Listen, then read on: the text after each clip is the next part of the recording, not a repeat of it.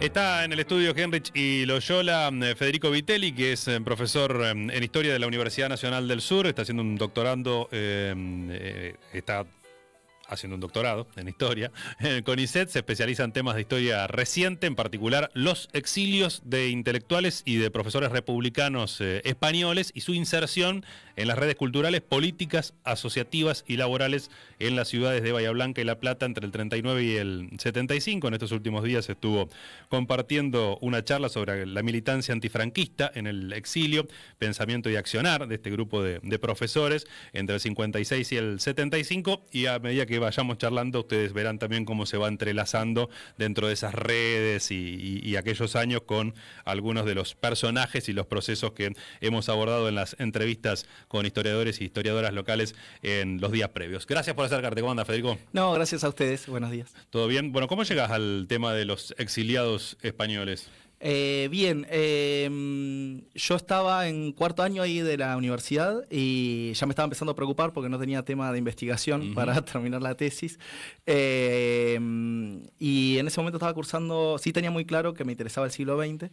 Estaba cursando Historia Contemporánea y la profesora en una clase dijo que cuando empezamos a ver Guerra Civil Española, que era como la última gran guerra ideológica con un fuerte componente ideológico en el mundo, y que había, en base a eso, había logrado movilizar a gente que no tenía nada que ver con la historia española, pero que se había ido a pelear en la guerra civil. Bueno, de hecho hay 40.000 personas, entre ellos varios argentinos, que van a pelear por el bando republicano y otros tantos, sobre todo Alemania, Italia, que van a pelear por el bando franquista. Y eso me generó un interrogante, digo, ¿por qué esta guerra generó este compromiso tan internacional como puede llegar a ser en otra escala, en otra época lo puede ser Palestina, Israel en este contexto? Y bueno, por otro lado, a mí no me interesaba mucho la historia militar, entonces no iba a estudiar la guerra en sí.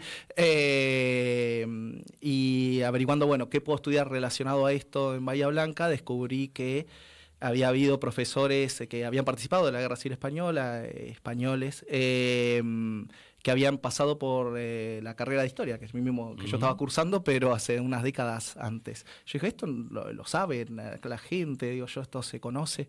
Es un grupo de ocho profesores, 7 profesores y una profesora. Y ahí llegué al tema del exilio, y dentro de ellos, bueno, este grupo más en particular. Que llega, porque bueno, esto vos hablás de un corte en particular, desde el 56 al 75, 56, época de creación de la Universidad Nacional del Sur, aquí también, el 75 la muerte de Franco, pero lo vas entrelazando necesariamente también con lo que había sido la ola migratoria anterior, porque llegan a una ciudad donde ya existía, ¿no?, una comunidad donde los españoles tenían un número considerable. Claro, y de hecho esa es la principal razón por la cual llegan, porque el gobierno argentino de la década del 40, los últimos gobiernos de la década infame, incluso durante el peronismo también, fueron bastante reticentes en abrir las puertas a los exiliados europeos, pues eran considerados como una amenaza, ¿no? Muchos venían del peligro rojo y del comunismo. En contraposición a lo que había pasado en México, por ejemplo, que ahí el presidente, que era Cárdenas, había abierto las fronteras y había... De hecho, seguía desconociendo el gobierno franquista y había tenido políticas gubernamentales de atraer a los exiliados hacia México. De hecho, México es el país donde más van. Y acá Argentina, ante la falta de apoyo gubernamental, la forma de llegada va a ser en vínculos con otros españoles que habían llegado en décadas anteriores, que muchas veces no habían sido por motivos políticos, sino económicos, pero que bueno, ahí juega un papel muy importante la relación de lugar de nacimiento, ¿no? Todas las asociaciones que había acá. Entonces, bueno, vascos que ya estaban radicados en Bahía Blanca tratando de sacar a vascos que estaban en peligro en España. Y bueno, esas redes personales es que llega la mayoría y los notifican de, bueno, acá en Bahía Blanca se está por crear una universidad, ustedes que son profesores podrían, hacían los vínculos con las vacantes y la manera de llegar. Bueno, los vascos, la misma Unión Vasca, ¿no? Si tenés que mencionar algunas de esas otras entidades que conformaban la red, ¿cuáles son? Bueno, acá durante la guerra civil, como pasa con la mayoría de los pueblos y de las ciudades, las distintas asociaciones que se habían creado con la inmigración masiva del principio del siglo XX se dividen también. Y va a haber sectores que asociaciones que van a apoyar a un bando más que a otro. Acá en Bahía Blanca, por ejemplo, el Club Español va a estar más alineado al consulado, que era, el consulado dependía ya después del gobierno de Franco. Acá incluso se va a crear un centro republicano español, que obviamente va a tener una función ahí, y después va a estar el centro gallego, la Unión Vasca, sobre todo, y la Federación Regional de Sociedades Españolas, que también está en Bahía Blanca. Van a ir cumpliendo en distintas labores de colectas también para ayudar a las personas que venían. Bueno, juegan un papel muy fundamental los nacionalismos españoles, el central catalá, que se llama, que es el centro de catalanes, porque con Franco pasan a estar prohibidas todas las lenguas que no es el español a secas, digamos, el catalán, el vasco, el gallego. Y entonces se va a ver América como el espacio en el cual esas culturas pueden ser resguardadas de la persecución que estaban teniendo en España.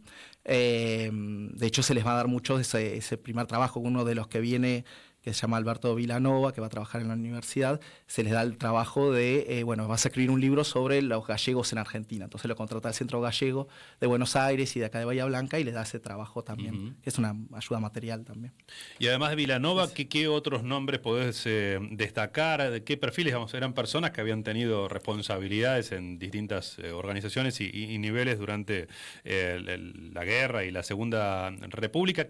¿Qué tenían en común? ¿Qué los diferenciaba? Ellos, hay personas que son más conocidas, al menos en el mundo en este mundo intelectual, como puede ser Nicolás Sánchez Albornoz, que era el hijo de Claudio Sánchez Albornoz, que es uno de los principales historiadores medievalistas en España y en Argentina, y que después es una persona muy pública en España. Después muchas de estas figuras, cuando vuelve la democracia en España, se las toma como ejemplos de reconciliación. Vuelven los exiliados y va a tener distintos puestos de responsabilidad en España. Va a estar a cargo del Instituto Cervantes. Él había tenido todo tiene una historia muy, muy interesante.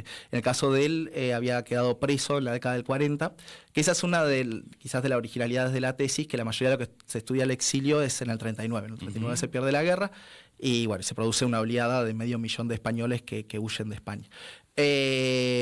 Pero claro, después hay una dictadura de 36 años, con lo cual la gente que era chica en la década del 30, pero después se vuelve adulta y quiere empezar a militar, claro, estás en un contexto de dictadura, con lo cual te meten preso, y entonces el exilio se alarga después en la década del 40 y del 50. Este es uno de los casos que pasa a estar preso en un campo de concentración que había generado Franco para hacer que iba a ser la tumba de Franco, que es el Valle de los Caídos. Él tiene una fuga ahí media cinematográfica, de hecho hay una película sobre su fuga, al estilo norteamericano, con cosas que no pasaron, pero que está ahí. Otro de los que participa acá se llama Julio Hernández Ibáñez, que él tiene un cargo también en la guerra también, porque muchos son milicianos que se forman militarmente durante la guerra y en el caso de él está 9 años peleando, porque pelea los 3 años en España y después se va a Francia y pelea los 6 años contra los nazis, y recién ahí viene después con la desilusión de que la derrota de Hitler no había generado la derrota de Franco en España, y que España seguía, entonces ahí toma el camino de venir acá. Después tenemos en el grupo la única mujer, que se llama Fernanda Monasterio, que va a ser una de las impulsoras de la psicología en Argentina, que es un campo que se empieza a desarrollar ahí también en la década del 50. Y entre ellos tienen diferencias políticas, que va a ser uno de los problemas que tiene la Guerra Civil Española. Por un lado tenías el franquismo que tenía sus diferencias, pero estaba todo con un mando mucho más centralizado, y es una enseñanza hasta el día de hoy, ¿no? Y las oposiciones, que estaba dividida en 40.000 pedazos, y muchas veces entre los comunistas, los anarquistas, los socialistas se peleaban más entre ellos de lo que se peleaban con Franco, ¿no? Con lo cual en el exilio sí esas divisiones van a a diluirse un poco en el sentido de, bueno, todos fuimos, es uno de los aprendizajes del exilio, bueno, todos fuimos derrotados y se van a tejer algunas mayores solidaridades de las que había en España. Claro. Acá, digamos, ¿cómo se manifestaba públicamente esos apoyos digamos, antifranquistas en esas distintas vertientes y dentro de esa red de instituciones? Y cómo eso también va cambiando en las diferentes etapas, ¿no? Porque el peronismo también les planteaba bueno, no sé si ahí era unánime el rechazo al peronismo de todo el grupo o no. Sí, bueno, esa es una pregunta muy interesante porque sí es algo que va a ir cambiando también en el tiempo. Ellos cuando llegan a la década del 40, del 50, se van a formar parte de redes que van a estar identificados con el antiperonismo, son redes del socialismo, del comunismo, y además porque Perón tenía una buena relación con Franco, de hecho se va a exiliar allá. Y con lo cual van a tener posiciones muy enfrentadas en ese comienzo, sobre todo en el segundo mandato de Perón, que empieza a tener algunas características un poco más autoritarias. Bueno, hay algunos que abandonan la universidad en ese momento, pues se pedía la adhesión al Partido Justicialista, bueno, que en las entrevistas manifiestan en ese momento. Entonces van a apoyar incluso la Revolución Libertadora. Y es muy curioso, porque no deja de ser una dictadura y en ese momento hay gente que está huyendo de una dictadura. Bueno, eso cambia rápidamente también después del 55, cuando, esta gente no viene a traer mayores libertades, vienen a empeorar todo bastante, ni hablar cuando pase lo de Onganía en el 66, y ahí empiezan a tener unas posiciones no más cercanas al peronismo, pero bueno, sí también van a abandonar ciertas redes antiperonistas que en ese afán antiperonista terminan apoyando gobiernos muy autoritarios, ¿no? También. Todo un cambio que se va a ir realizando en ese periodo. Hay una de las líneas que vos investigás también en relación al grupo, que es la persecución que sufren también aquí, ¿no? ¿Qué características tenía? Bueno, claro, esto es algo que aparece en los archivos que están desclasificados de la DIVA, de la inteligencia de la policía de Buenos Aires, que son mis archivos favoritos para leer, porque son muy interesantes. Y bueno, y ahí uno se da cuenta cómo iban cambiando, seguían siendo observados, pero iba cambiando el foco por el cual se los observaba. Durante el peronismo aparecen observados por estar en redes antiperonistas, sobre todo en un momento en el cual el peronismo venía sufriendo intentos de golpes de Estado frecuentes, entonces había una cierta tensión de detectar conspiraciones que querían desestabilizar al gobierno. Y entre ellos investigan a esta gente. Pero después del 55 siguen siendo observados, nada más que ahí van a empezar a ser observados por el enemigo comunista, digamos, no por ser antiperonistas, sino sobre todo después de la ley del plan Conintes, claro, con Frondizi, y además porque hay una relación entre el aparato exterior español también que va a realizar una serie de convenios no públicos, pero que uno puede inferir de vigilancia a los exiliados, que suele pasar en muchas dictaduras. Bueno, exiliados pasa también en la dictadura de Argentina del 76, de vigilar que hacían también los argentinos fuera, que se habían ido. Bueno, en este caso también en de las embajadas españolas y demás, se va a controlar lo que sucedía. Por dar un ejemplo, en España estaba prohibida la bandera vasca, en Argentina no, y sin embargo acá en Bahía Blanca hay actos vascos que la policía interviene y le quita las banderas vascas y las prohíbe en la Plaza Rivadavia. Bueno, eso era claramente a pedido de lo que era el consulado español en Bahía Blanca. Y bueno, y en sí la estrategia de los exiliados va a ser, que es una estrategia del exilio casi desde siempre, que es tratar de evitar hacer posicionamientos públicos sobre la política local y nacional del país que los cobija. Entonces sí, ellos van a seguir denunciando lo que pasa en España, pero van a ser bastante cuidadosos de no pronunciarse de lo que va pasando en Argentina. Básicamente era una manera de salvaguardar también hasta que eso se vuelve también muy difícil y muchos van a tener otros exilios, ¿no? De acá se van a ir, hay 2 casos que se van en el 66 a Estados Unidos, ¿no? A partir de lo que es la dictadura de Onganía. Claro. Hay 2 personajes que entiendo son de la oleada previa, ¿no? Que son Manuel Mayer Méndez y Enrique Cabré Moré, que vos los desarrollás en parte de un trabajo donde haces una mirada vinculada a lo urbano, digamos, ¿no? Con la geografía del lugar y el exilio, y que han sido muy influyentes también en cuanto al urbanismo justamente en nuestra ciudad, la arquitectura también. ¿Qué nos puedes decir sobre ellos? Bueno, esto es muy interesante porque habla también un poco de la complejidad de cómo funcionan estas redes porque a veces a los historiadores se nos va la mirada o ciertas categorías y después en la práctica eso es más difuso. Por ejemplo, la mayoría de los republicanos eran ateos, ¿no? Y es una de las características en general. Los franquistas eran más católicos. Bueno, uno de estos exiliados que viene, que además es pintor, entra en contacto con Cabré Moré y Mayer y otros españoles que están acá y dice, bueno, nosotros te podemos conseguir trabajo, pero el trabajo que conseguimos es pintar la catedral, ¿no? Y son los que pintan la catedral de acá de Bahía Blanca.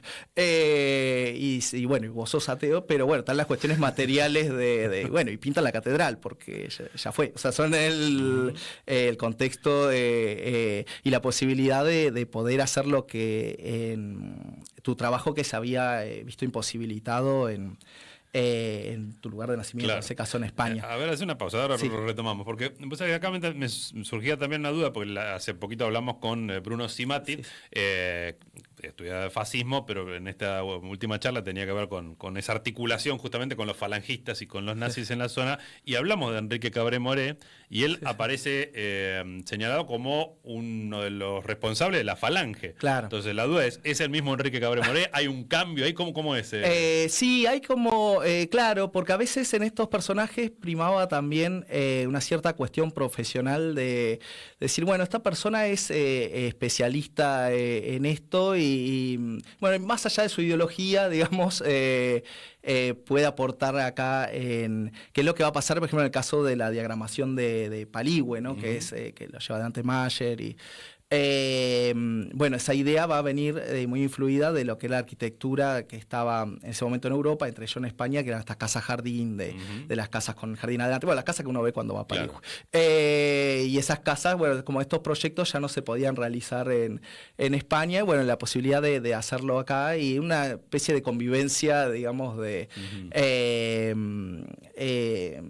que no es gratuita, ¿no? Para otros exiliados que continúan, que van a ceder mucho menos en sus posiciones ideológicas, también esto va a ir generando a veces rupturas en el campo del exilio. Bueno, ¿cuánto te relacionás con personas que no piensan igual que nosotros? Va a pasar lo mismo con el tema de los retornos. Algunos de los exiliados van a volver aún con Franco vivo, y eso para otros era una traición permanente, porque el franquismo no tiene el mismo nivel de represión durante 40 años, claro. Digamos, es mucho más represivo de su inicio, pero en los 60 no es que se abandona, va a haber asesinato hasta la muerte de Franco, pero bueno, ya había ciertas flexibilizaciones a la hora de volver, y estas concesiones o las relaciones que van a tener con otros espacios hacen que a veces tengan un peso más. Esto juega un papel muy preponderante las cuestiones ideológicas, entre los que van a permanecer mucho más cercanos a sus posiciones iniciales no van a volver a España. Y bueno, y quienes van a priorizar un poco más quizás su desarrollo profesional en determinados momentos. Y esto pasa mucho a veces en el mundo del exilio, en las migraciones.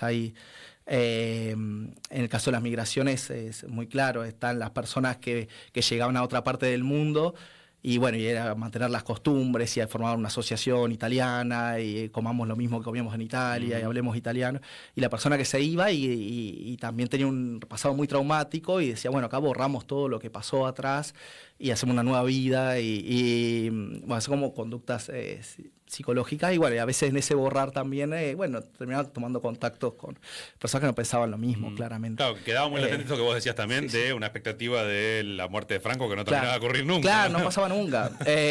Sí, cuando muera Franco, yo cuando leo las fuentes, se va en 47, 48, dice, bueno, cuando muera Franco, faltaban, por esta gente le faltaban 30 años todavía. Bueno, sí, hay muchos que mueren antes, ¿no? También. Sí. Y de esto, digamos, bueno, vos mencionaste el caso de Paligüe, tienen que ver con el desarrollo de la universidad, digamos, todo ese sector, que también la pregunta tiene que ver con, bueno, ¿cuál es la expectativa o el objetivo, digamos, de hacer esa mirada desde la historia, desde la geografía, donde se movían, digamos, de estas comunidades o estas redes que vos investigás? Bien, bueno, pues ese es un aspecto muy interesante, que es que a veces también hablamos mucho de redes como si no tuvieran un soporte territorial, ¿no? Y eso nos marca también las relaciones que se generan, porque Bahía Blanca también no era una ciudad tan grande, entonces lo que pasa, un poco lo que pasa hasta el día de hoy, a veces que uno encuentra personajes locales que están en muchos ámbitos, estas personas que son como multisectoriales en sí mismas, que pertenecen a distintos... Bueno, eso pasaba también en ese momento, entonces poder estudiar las redes también desde... bueno, esta gente está conviviendo en la universidad, pero también es la misma gente que va a las mismas celebraciones y forma parte de las mismas sociedades, y bueno, eso es lo que explica que se vayan moviendo de distintos lugares. Por ejemplo, estaban Pablo Rejarraga, por ejemplo, cumplen esto un papel importante, que estaba en el Partido Socialista, pero estaba en el Colegio Libre de Estudios Superiores, que era una institución que se había creado para dentro de los profesores que habían quedado afuera de las universidades en el peronismo, y a su vez su mujer era la presidenta de la Unión Vasca. Bueno, y esto explica que algunos de los profesores vascos que venían después participaban del Partido Socialista y participaban del Colegio Libre de Estudios Superiores y participaban en la universidad, porque la Unión Vasca participaba juntando fondos para crear la Universidad Nacional del Sur. Bueno, y son parte de las mismas redes, incluso de poder explicar de personas que por ejemplo, en el caso de los matemáticos que llegan a Bahía Blanca, hay un señor que se llama Julio Rey Pastor, que no era un tipo de izquierdas para nada, pero él estaba muy interesado en desarrollar la matemática en Argentina, y él había sido un español que se había migrado en la década del 10, y bueno, y va a traer, dice, acá hay una oportunidad, ¿no? Y trae a los matemáticos que se exiliaron de España, y capaz que traía matemáticos nazis que se exiliaban de una vez caído el nazismo, y bueno, existe esta cuestión también de ciertas personas muy en una época del positivismo y de desarrollar la ciencia, y bueno, que también juega un papel todo eso.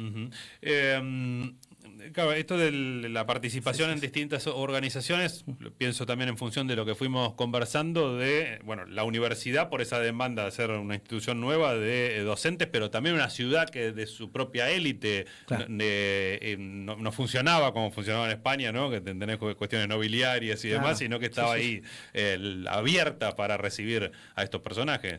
Tal cual. Bueno, a muchas de estas personas se las trae desde su prestigio, porque habían desarrollado una carrera académica bastante reconocida en Europa, y bueno, y van a formar parte de después las élites intelectuales de Bahía Blanca, y esto es muy interesante porque también va a cambiar en el tiempo. En un comienzo había un interés de sumar a estas personas que venían de Europa, sobre todo porque se entendía que en la universidad había muchas vacantes para cubrir, porque bueno, se habían abierto todas las carreras juntas.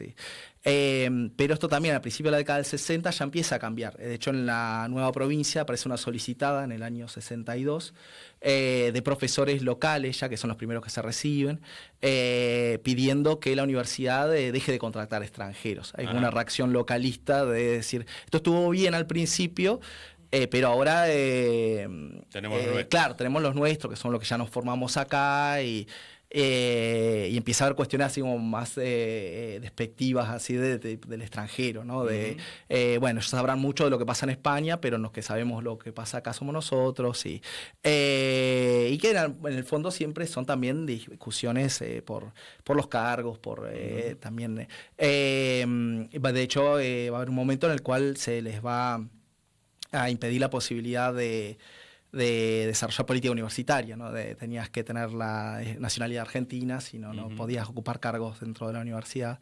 Bueno, hay algunos años en los cuales eso va a suceder. Así que... Y como influencias dentro de la comunidad de la Universidad Nacional del Sur, ¿se destaca algo de que queda de ese paso del grupo de profesores? Sí. Bueno, tenemos en el caso de la historia, por ejemplo, va a haber una actualización muy importante. Se va a incorporar lo que hoy en día podríamos llamar historia reciente. En ese momento, por ejemplo, la historia de España veían hasta la Edad Media, quedaba muy atrás. Bueno, cuando ocupen esas cátedras estos exiliados, se va a ver hasta la Guerra Civil Española, que había pasado ahí hace 10 años.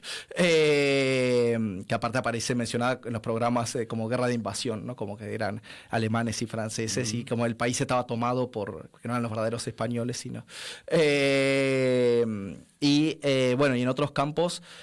también el desarrollo de las materias de psicología va a estar muy influido por la llegada de Fernanda Monasterio, que de hecho le va a dar un perfil a la ciudad. Ella venía de la rama psicología, de una psicología más conductual, que es un poco también ha quedado en la ciudad. Una ciudad que es menos psicoanalista que La Plata, por ejemplo, que tiene que ver algo también con el exilio español de esas ramas de la psicología venía más para este lado. Va a haber muchos estudios, vienen un par de los exiliados son especialistas en letras, y acaban de empezar a estudiar a los pueblos originarios también. Y van a llevar adelante, se van a ir al sur, a la Patagonia, van a grabar a los últimos hablantes de lenguas que son los pueblos zona, que se encontraban ahí en el sur. Se han dejado una línea abierta en varios campos. Y del retorno algo dijiste, ¿qué es lo que termina ocurriendo mayoritariamente? ¿Vuelven? Hablaste de distintas etapas dentro de ya los años finales del franquismo, incluso las discusiones respecto del uso que hacía el franquismo para abrir o mostrar cómo que se abría la dictadura española. ¿Cómo termina la historia? Bueno, ahí hay muchas diferencias. Hay como uno podría dividirlo en varios grupos. Están los que tienen que ver también con sus posicionamientos políticos, en muchos casos. Están los que deciden no volver, esos fundamentalmente porque van a estar en contra, llevan varias décadas esperando que caiga el franquismo, con la esperanza de que vuelva un gobierno de la República, republicano. Cuando vuelve la monarquía española, es como una desilusión con todo el proceso de transición democrática en España, porque aparte a los partidos republicanos se les va a impedir participar de las elecciones. Entonces ahí va a haber sectores que dicen no vuelvo en estas condiciones.